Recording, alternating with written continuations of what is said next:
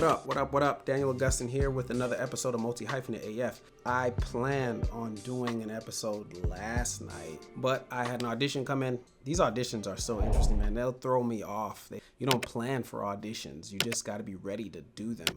But you don't really plan. You don't know when they're coming. And then when they come, they will say, due tomorrow or due in 5 days. And so I got one that was due within 24 hours. And I'm really working on getting my schedule back right, where I'm working out in the morning and doing things for me and not just obsessively working on industry stuff. So my plan to make a video took a hit. Nevertheless, I'm back. And I did not intend to talk about Blake Lively and Justin Baldoni anymore. I put out that video the other night and I thought I was done. But after putting out the video, I kind of started to look at my transcript because I'm getting ready to drop a Substack entry about it. And the entry is really what I started with before I made the video. And then I just was looking at the entry, and the entry was all poetic, but then my video was kind of triggering. And so I kind of thought about how triggered I was in the video, and I wanted to talk about that. But even on top of that, there's just been more dialogue. My wife and I have been talking about this scenario, and I just have so much more to say. So I'm going to use this episode tonight to talk about the rest of the things that are on my mind. Let's talk about improv as far as being an actor goes. And I want to talk about Ryan Reynolds and the role he's playing in this from behind the curtain. All right, so wherever you are, however you may be listening, I appreciate you for tuning in and watching this video or listening via podcast. Would appreciate it 30,000 times more if you decided to like, comment, and subscribe. With that said, come on, let's tap in. Now, before I even say anything about improv, taking a step back, why I was so triggered in that video, why I got so emotional. Let me start with a quote from Martin Luther King. Injustice anywhere is a threat to justice everywhere. I totally agree. If there is somebody on the set who has power, or maybe not even that you have power, but somebody's on the set who's being a total creep, I totally agree that person needs to be booted off the set. That person needs to really figure out what the fuck their intention is in life and for work. My wife and I are both in this industry. We're both actors, and we have both had simulated sex scenes. And when this first started was well before we were on a more professional level.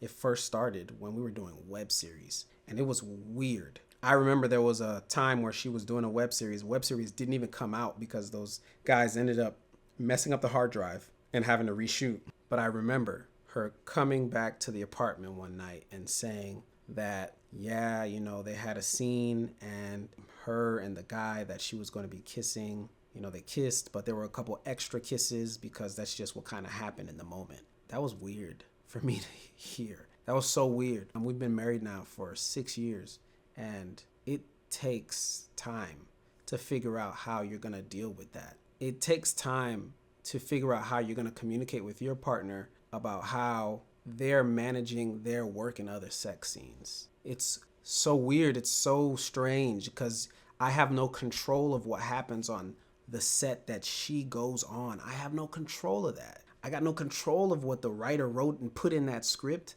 I have no control of what that director decides to do that day on set. That director's liable to be like, it's not good enough. We need to turn up the heat. Take off your clothes, all of them. And I'm just here with the baby, and then you just come home and then you let me know. And I say that to say, I'm going to give Ryan Reynolds a little bit of grace, but I'm not going to give him too much. I got to come for him because ultimately he's playing a huge part in this. And Blake Lively is not at all blameless. But I think she's taking her cue from somebody who is literally 11 years older than her, much more famous than her, and somebody she sees herself being like. And one of these days, I'm going to talk about simulated sex scenes and how my wife and I had to go about having those kinds of conversations. And injustice anywhere is a threat to justice everywhere. I can't imagine being on set and somebody who's an actor on the set being able to take over the entire set, banish me to the basement, put out PR slander about me, and then say I'm doing it to them, write a letter and say what I need to say so that I can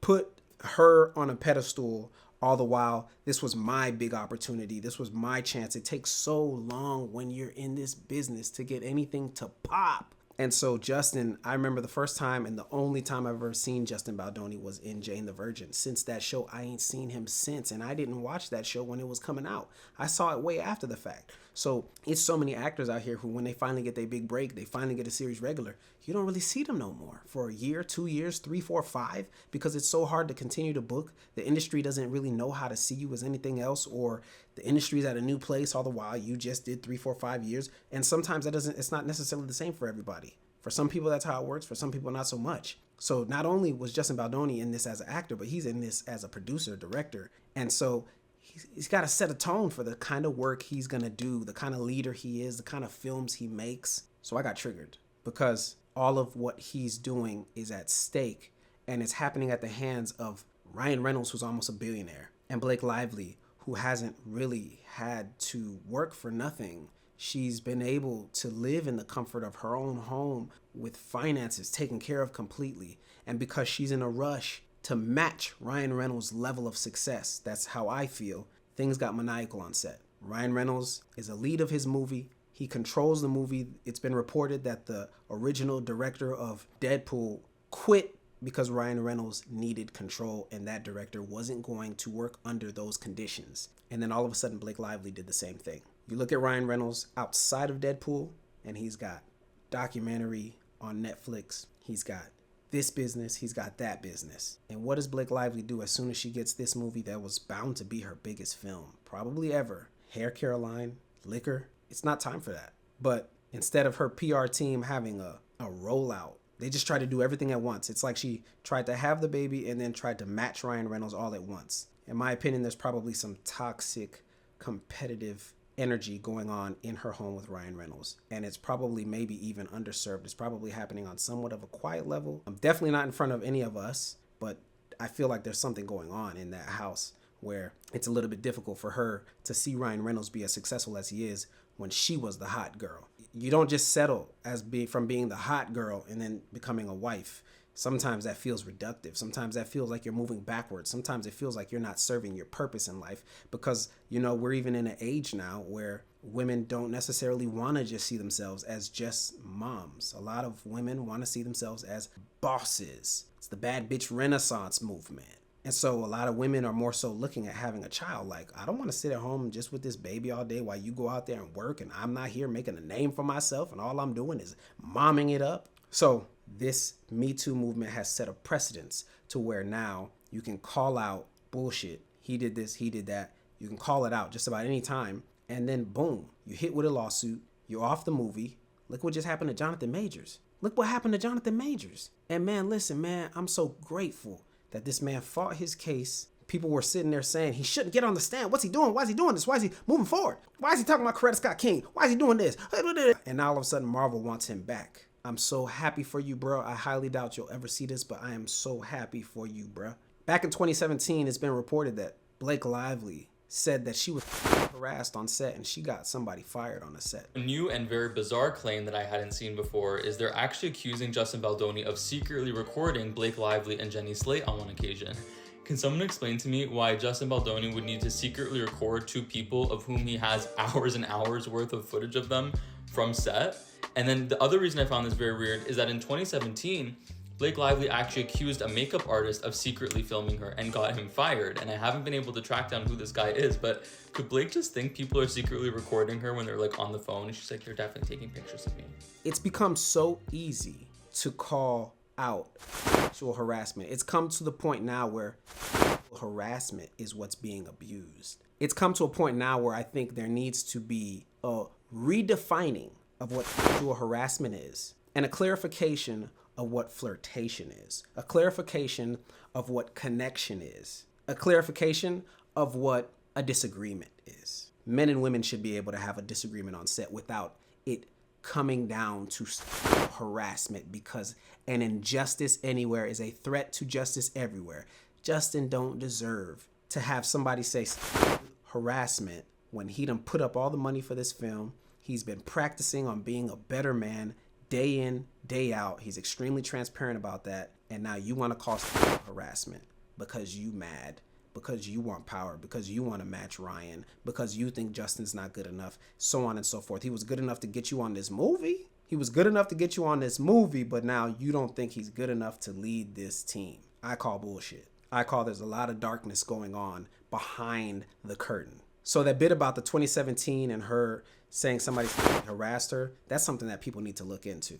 I find it crazy that that can happen again. I find it crazy that that even happened the first time. I highly doubt that that even happened the first time, because calling out harassment, it's being abused, it's being used up, and it's becoming girl who cries essay. Now, improv. As an actor, as somebody who has performed in scene on scene on scene, hell, when I started acting, I think I was in the 7th grade and I took an improv class. I didn't start acting with just acting 101, acting 102, etc. No, my first class was improv. I love improv. I think improv is at the heart of every single bit of acting on TV and in film. Whether a writer wants to admit it, whether a director wants to admit it, whether the director notices it, whether the editor notices it, the actor is improving. And if they're not, it's probably not good. If it's not, it's probably not good, because ultimately, as good of a script reads, the only reason why somebody would want to watch a book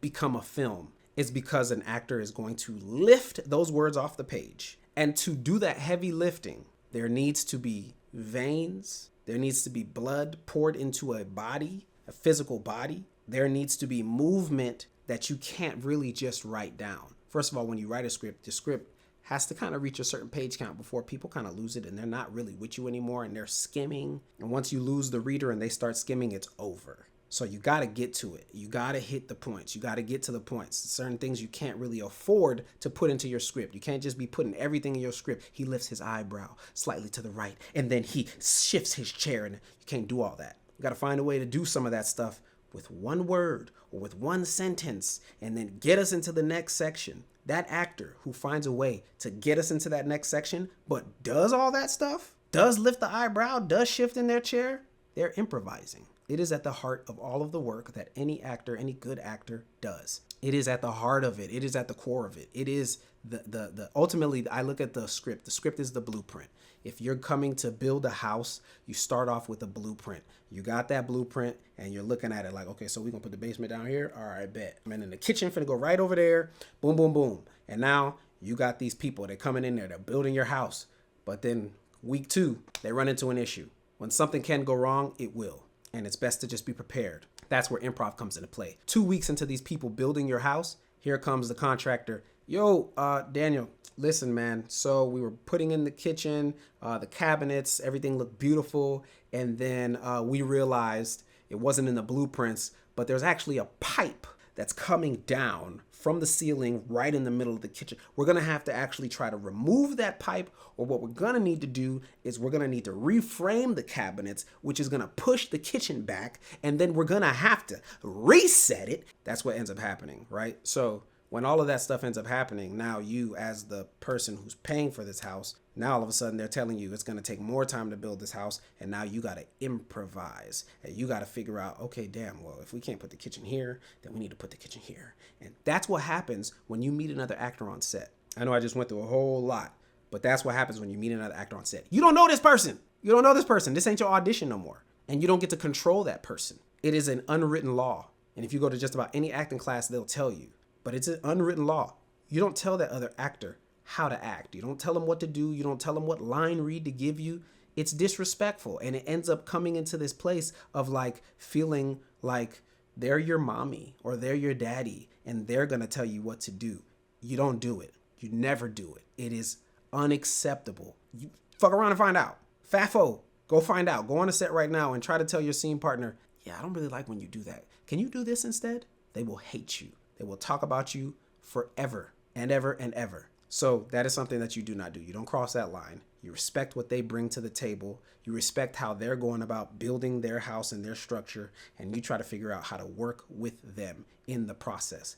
One way I like to put this is, I just did this script, right? And I won't put the name on here. All right. So ultimately, here's one thing to consider, right? So here's something to consider. I'm trying to be careful with the information. So here's something to consider. All of this black dialogue.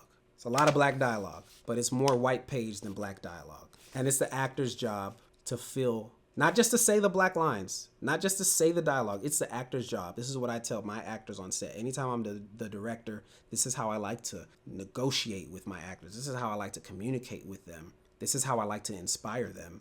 I ask them to fill the white page. I ask them to color the white page so that by the time we're finished with this, there is no white on this page anymore. There's the black ink, but they done filled this with blue here. They done filled this part with blood here. They done filled this part with tears here. They filled it. And then by the time we get into the edit bay, oh my goodness, it's rich in seasoning. Oh my goodness, it's rich in seasoning. But if they don't, you can see it from a mile off. You can watch a show and be like, what is going on here? Why are the jokes not hitting? It's because the actors ain't feeling the jokes. They ain't found a way to pour into the jokes. They ain't found a way to step away from the ingredients when the ingredients say 2 tablespoons of salt. It's some people that are like, hell no, man, this thing need more than 2 tablespoons. That's improv. That's somebody who is leading with experience or with inspiration. So I said all that to say, when you got somebody like Blake Lively and they're creating this story, this backstory of like, you know, Justin Baldoni was improvising and it wasn't on the page and I felt it like I was cornered. It's such a violation for her to even go there. It's like she is violating all actors, and I don't see how any other male actor or female would ever want to act with her ever again, because they wouldn't necessarily know how to trust her. They wouldn't know that they can trust this sacred space of acting where it's all about discovery and it's all about finding out, what can I put on this page? How can I put some colors into this? How can I season this? If I was in a scene with Blake Lively and she's my love interest, I would feel hella uncomfortable. I would feel like, man, I'm liable to say something and this girl not know how to accept it and roll with it. Roll with the punches. Roll with the punches. You don't get to negotiate the punches. This ain't Mike Tyson and Jake Paul. This ain't that. This is poetry in motion. We're figuring out the words together. We got words there, but we're figuring out the words together. In my audition today, there was a moment where my wife slipped up on the dialogue and she repeated a line after I had already given her the answer. She was like, oh, what happened? And I'm like, I called them and then they answered and they told me no. And then she repeated the line because I think she just got confused. And she was like, what happened? And I was like, I just told you.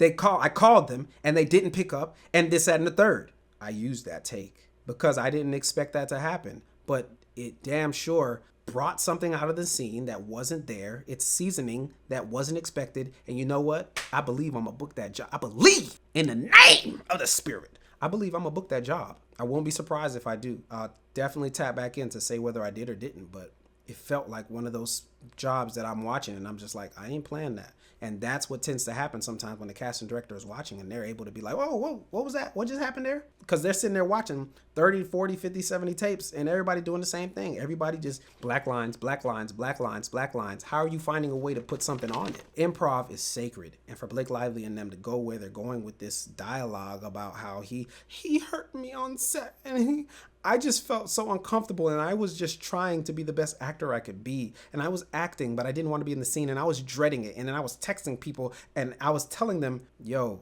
I don't see who would ever trust this woman. Any other actor who works with her would probably be on some like, hell, nah, I don't want to, you know what? I'll be in and out. I don't trust her. I'm going to just let PR figure this film out and how to sell it. I'm going to let da-da-da-da. But every time I'm with her, it ain't nothing but the dialogue. Ain't no side conversation. It ain't no chit chat. I don't want nothing to do with it. No, ma'am. To go even further, I was listening to this video on YouTube. I think this young man's name is Marcos, but the name of his YouTube channel is Be Better. I've caught some of his stuff by way of Candace Owens, and then I started seeing him on YouTube. He's been reading through the entire lawsuit. He even went and read the book. I am not about to do that. I'm going to talk about this from an on-set perspective, but he has gone and read the book. He went and did the work, and it was something that he said in particular. I need you to look at this. They also doubled down on their claims that slow dancing scene we all saw was an act of sexual harassment where Baldoni was acting out of character. But because I actually read the book, I noticed on page 221, Ryle actually does the exact thing that Justin Baldoni did in character in that scene. It says, Ryle put his thumb under my chin and tilts my face up to his.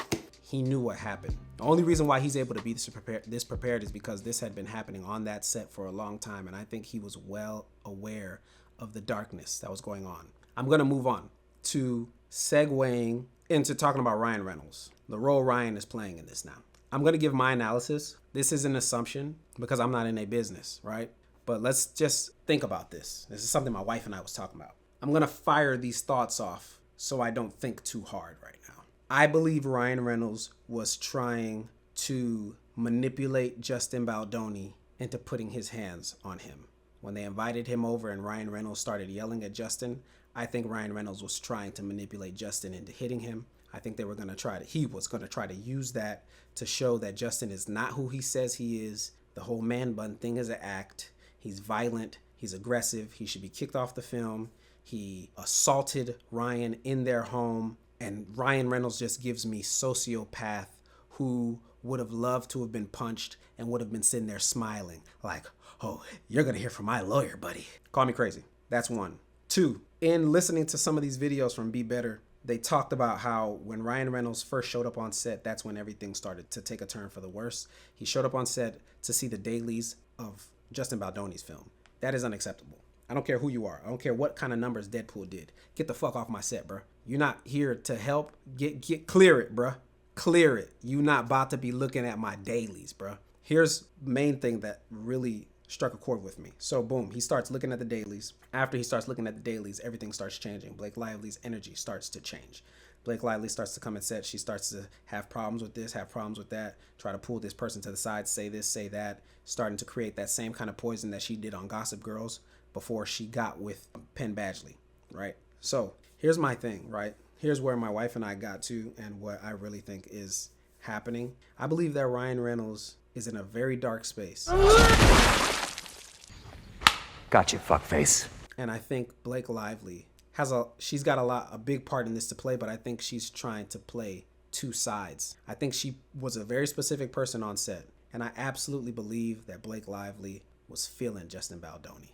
I don't doubt it one bit. Sometimes the only way to refute that you was ever feeling somebody is to act like you hate them. It happens all the time. Dude tries to holler at a girl at the mall. What's up, little mama? Damn, what's happening with you? She says, boy, please. Bitch, please. I wasn't feeling you no way. Fuck out of here. You ain't even all that. Happens all the time. That's just human nature. That's human psychology. On top of that, why I say that is Blake Lively, I think, was playing both sides. She was literally on set with Justin Baldoni, who's this highly emotional, sensitive, intuitive, intricate, transparent kind of guy. Look you right in your eye. Thumb on the cheek. Move the chin up. Slide in, slide out. Boom, boom, bam. Women love that. She ain't had that. She with Ryan Reynolds, who been in control of everything. Just putting babies in her. Just popping babies out. Feeling like that's all she got to do. You think she don't want no romance? It's so easy for people to think that she got romance happening in her life just because they see her on the red carpet and she fly. She got a dress on, bedazzled, looking like she ready for whatever. It's easy. And people see Ryan Reynolds. All he got to do is walk with her on his arm, say a little something in her ear. We sitting there looking at her like, look at them. They're goals. And all he's saying is, yeah, you ready to go inside? It's so easy to think that they just got it popping when really they can totally just be two people who have been together and are still together, and she's somebody that he's totally in control of and is controlling. When Justin Baldoni texted Ryan Reynolds so they can try to connect, he said specifically, and everybody's been talking about him and coming for him about how, he's a puppy dog and this, that, and the third. Put respect on this man's name, please. If y'all want to talk about certain mistakes he might have made, okay, but stop calling him out while trying to defend him at the same time. Accept that everybody just got a vibe about them and respect that, okay? He reached out to Ryan Reynolds via text and he said to Ryan Reynolds, yo, man, I love your work, man. I'm a huge fan. I really just want to be friends. And this is basically verbatim. He said, I really just want to be friends with you and Blake. I don't have any female friends that aren't friends with my wife. What he was saying was, me and Blake Lively are friends. Let it be clear. Let's be clear. He was saying Blake Lively and I are friends. While talking to my wife today, she said to me, she was like, yeah, I think Justin Baldoni said that because he saw who Ryan Reynolds was. This dude is hella intuitive. Justin Baldoni has already been toxic. He already talked about how toxic he was and how he's made people uncomfortable. You don't think he can see that? All he's sitting there, he's talking about how he spoke to Blake Lively's father in the afterlife and how he's very, like everybody's saying, woo-woo. But that's not a bad thing. It means that he's hella intuitive and he believes in that. You don't think he sees some darkness in Ryan? I believe that. I'm sitting there asking you. You can answer. You can put it in the comments if you think so or don't.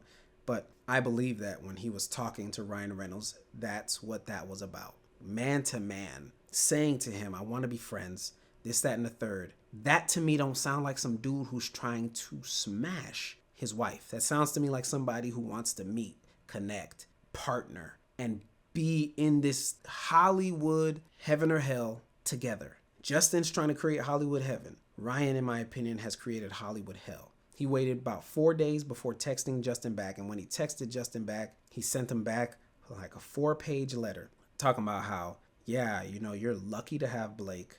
She turns down a bunch of stuff. She's amazing. She's a powerhouse behind all the things that I do. But then saying, if you guys can just move your production schedule up a week so me and Blake aren't apart from the kids, because it'll be the first time we were ever. What the fuck are you talking about? If this was me, if I was in Justin's shoes, I'm nipping it in the bud right there. I ain't never heard nothing like that in my life. I don't care if he's Ryan Reynolds. Your fame has nothing to do with this project. And nothing. Blake Lively was famous before anybody knew of Ryan Reynolds. Them being together, yes, sure, you get the power couple label. But she still already had her own thing she was building. So your fame has nothing to do with this project's ability and capability and what it can possibly do. So don't get on here pushing your weight on this project. Ain't nobody talking to you about Deadpool just because your project make $1 billion. Can't nobody say nothing to you. And you the only person that should be able to say stuff to other people. When in the hell does somebody's partner,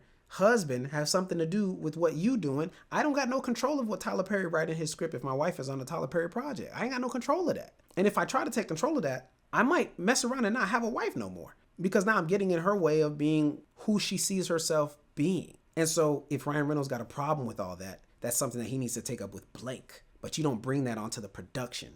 And then after that conversation, it's reported that Ryan went back to work and Blake offered Justin a ride on her private plane back to Los Angeles with her and her children.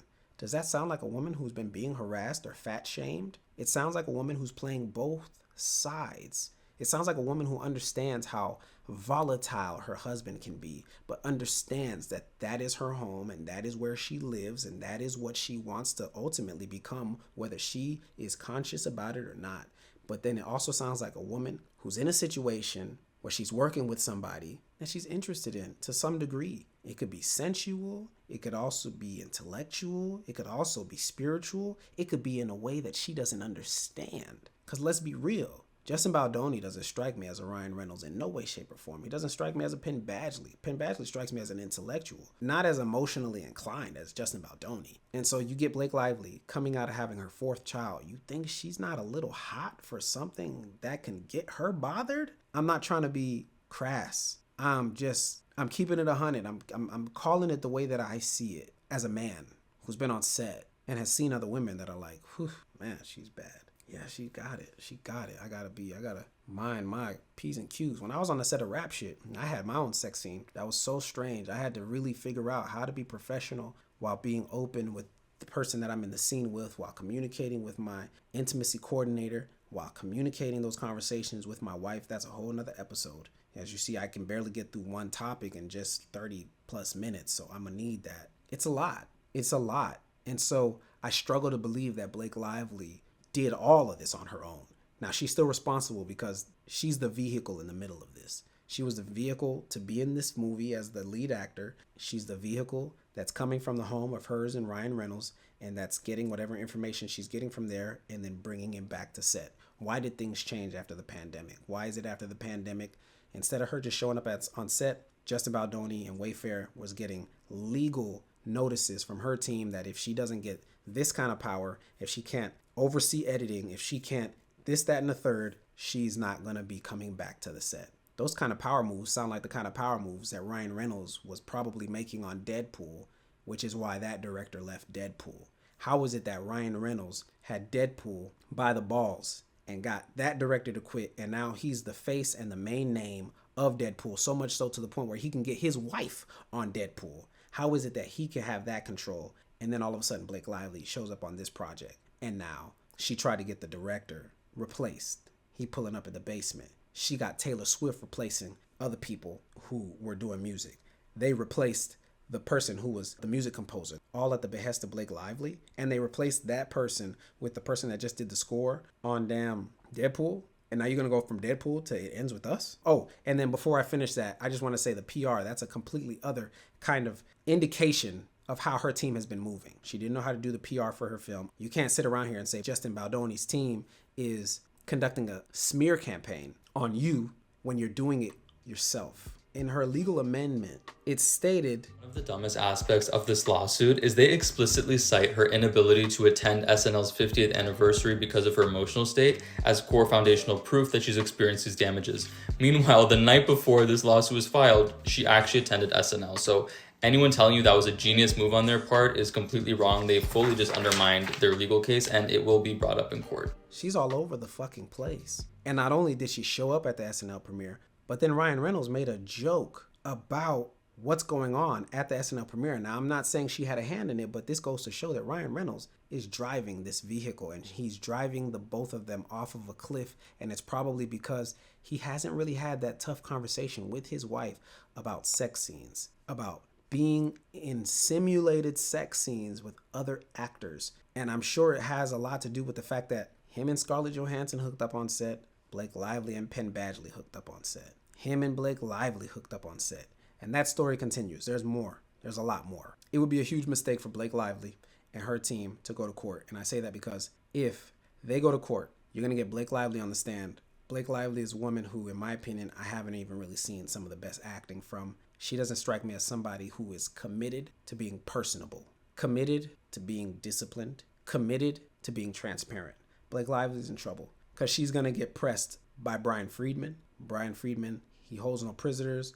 The man don't barely smile. She already has way too many missteps with all of her amendments and all of the things that she's been declaring and saying. It's way too many things going on. She's going to end up telling on herself and telling on Ryan in the process. And she's liable to take quite a few other people down with her just so she doesn't look so bad, not realizing she's going to make herself look more bad. She's going to make herself look like a victim of everybody's crimes. The only way through is for her to show up and say it was all me, I fucked up. That's one. Two, Justin Baldoni. If y'all mess around and put this man on the stand, it's over for y'all. He's too transparent. He's too vulnerable. You don't want to see him improv. You don't want to see him get on that stand and improv.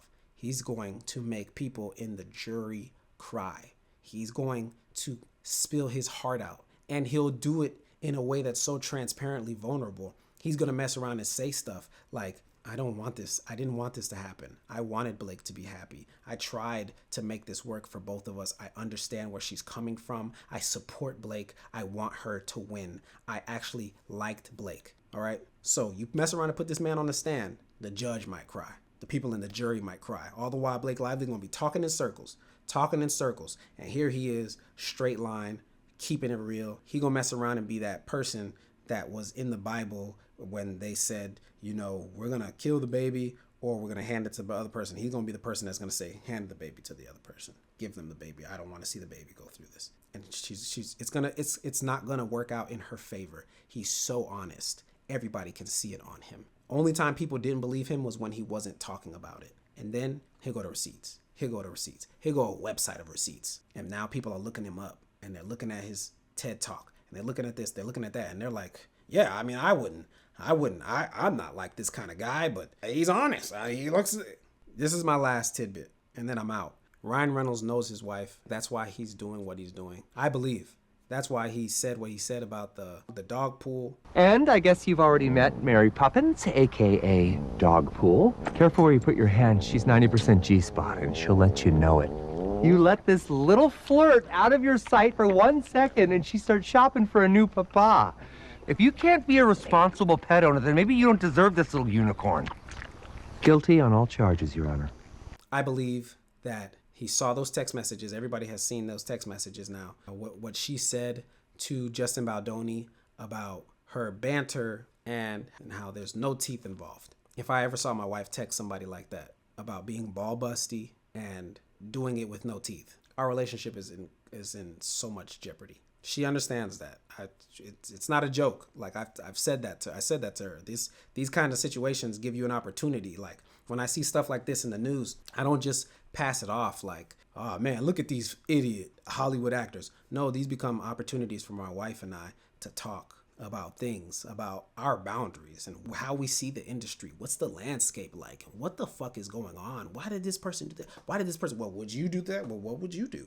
We have these conversations all the time. So by the time we get one of these simulated sex scenes in our emails, we're 10 times more comfortable than we were a week before. I'm never just gonna be like, yeah, you go do that scene, girl. You go, girl. I'm still gonna be feeling some kind of way like, this is crazy. This is crazy. About to do what? What's the scene say? Do you have to do that? These are conversations though, and we have the real conversation and we set the boundaries. We reset the boundaries every single time. Was Ryan Reynolds and Blake Lively doing that?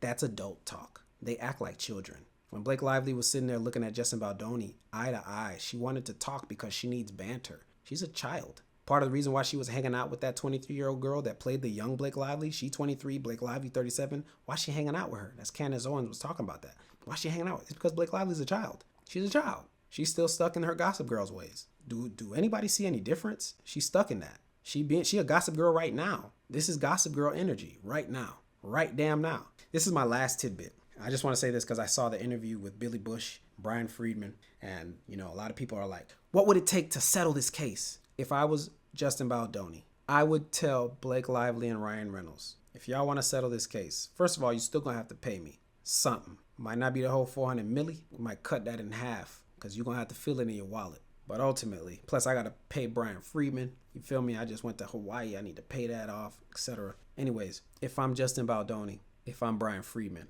I'm telling Blake Lively and Ryan Reynolds, if you want to settle this case, you need to go on camera. On camera. No press release. No press release. You don't get to do this on New York Times. You don't get to do this anywhere else. You go on camera. You can do it at home if you want to, wherever you want to.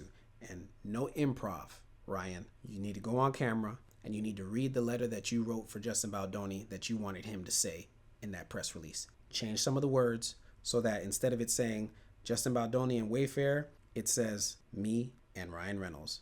Blake Lively and Ryan Reynolds, we misbehaved. Justin Baldoni and Wayfair, they were class acts the whole way through and through. Mic drop. If I'm Brian Friedman, that's the only way we settle this. Make them read the same damn thing that they wrote for Justin. That's the only justice, in my opinion. That's the only way to get this back to a place that's so shameful. Women everywhere will think twice, 3 times, 4 times, 5 times as hard before they try to just say, he disagreed with me, so sexual harassment. That's an essay. I'm about to take your SAG away. I'm about to take your whole SAG license away. You're not acting no more. Listen, guys, I'm out of here. I tried to do this quickly, but I get passionate talking about this because it's so intense. Ultimately, man, if you got to this part of the video, I do appreciate you rocking with me, checking all this out. This has just been a crazy case. I have a son, and so one thing I don't ever want is for my son to feel like he can't grow up in a country where he can actually be who he is without being in fear of getting in trouble. I have felt that way. I have been on set and felt like that. I have felt inferior on set sometimes because it's a female-led set and I need to figure out my way on that set without me stepping on anybody's toes. We've created a landscape where men aren't allowed to be men, and if a man is a softer man, well then, strip him of his title, strip him of his movie, and who cares? Because we're better people than that man simply because we're billionaires. So it's hard for me. It's hard for me. I want to be able to move forward without that kind of fear, and I want to be able to set an example for that young man, that young child, so that he can see that and not see a delineation between what I'm teaching and how I'm moving. You feel me? So that's why I'm passionate. That's why I'm like this right now. That's why I'm wired. That's why you're getting a second video on this. But I'm gonna get there. You feel me? Tomorrow, my wife and I are meeting with somebody that we're potentially writing a script for. We just had a great pitch meeting earlier today. We had an amazing pitch meeting. We pitched an idea that we have for. We pitched a script. Well, we pitched an idea, but then we also have the script. And we just had a great conversation with a development exec who was talking about the potential of that getting sold, and Lord willing, we're just gonna keep doing the work. And that's what this channel is about. Being a multi-hyphenate. Ultimately, before I jump off, I'll just say, tap in with me.